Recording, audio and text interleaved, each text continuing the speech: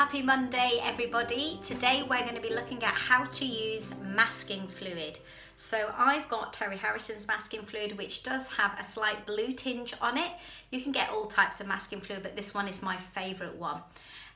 We're also going to need some either masking fluid brushes, or you can use some acrylic brushes with a really nice point. As long as it's got a nice point on it, then you're able to do some detailed work that we're going to be doing today. You'll also need a jar with water in and a lot of washing up liquid in it too.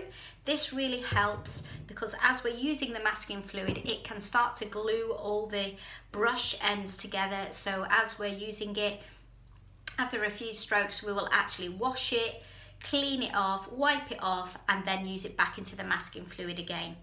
So today we're going to be looking at how to create this lovely autumn heart. And as you can see, we're going to be leaving white effects that are like silhouettes really, but they're white. And they're going to have a lovely colour in the background, but it does make the shapes stand out. And we'll also, in other sessions, I will show you how to use masking fluid and then painting in it, and also using masking fluid on top of colour when you put another wash on top, so you have a beautiful layering effect.